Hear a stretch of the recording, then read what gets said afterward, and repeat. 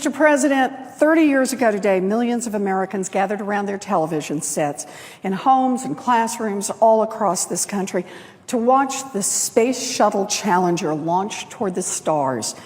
73 seconds later, everything changed.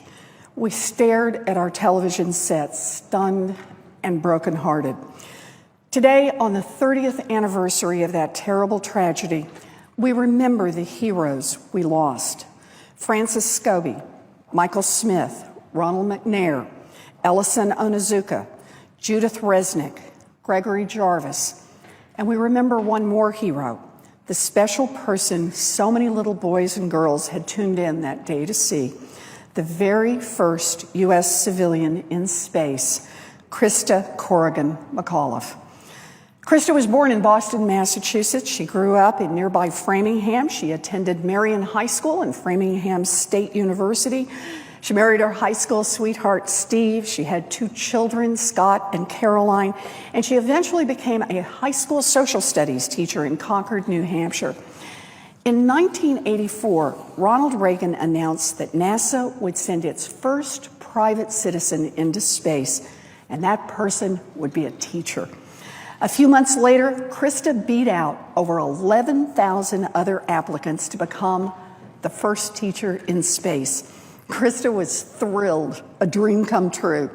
She reportedly told Johnny Carson, "If you're offered a seat on a rocket ship, don't ask what seat, just take it." Mr. President, 30 years ago today, Senator Ted Kennedy entered an excerpt of Christa McAuliffe's NASA application into the public record.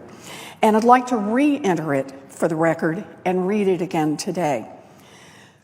When asked why she wanted to be the first private citizen in space, Christa McAuliffe wrote, "I remember the excitement in my home when the first satellites were launched.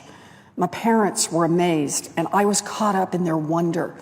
In school, my classes would gather around the TV and try to follow the rocket as it seemed to jump all over the screen. I remember when Alan Shepard made his historic flight, not even in orbit, and I was thrilled.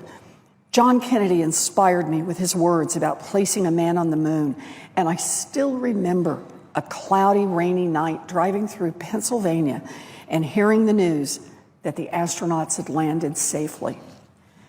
As a woman, I had been envious of those men who could participate in the space program and who were encouraged to excel in areas of math and science.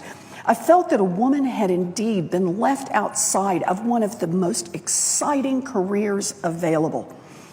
When Sally Ride and other women began to train as astronauts, I could look among my students and see ahead of them an ever-increasing list of opportunities. I cannot join the space program and restart my life as an astronaut, but this opportunity to connect my abilities as an educator with my interests in history and space is a unique opportunity to fulfill my early fantasies. I watched the space age being born, and I would like to participate." Mr. President, Christa McAuliffe never made it into orbit on January 28th, 1986. She never got a chance to write in her journal about what it was like inside the space shuttle, how it feels to float around, and all the other sorts of things that people who aren't astronauts had wondered about this.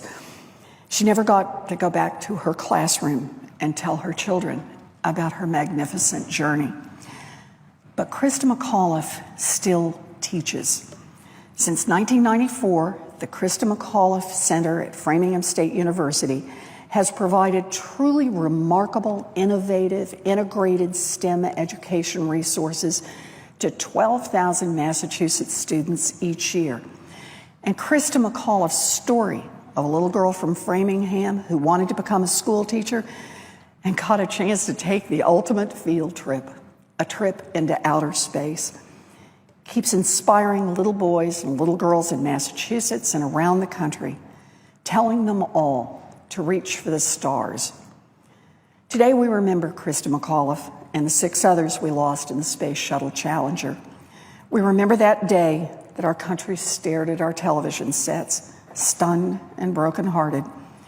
We honor their memory by continuing, as Krista McAuliffe said, to touch the future, to teach our children and our grandchildren where we've been, where we're going, and why.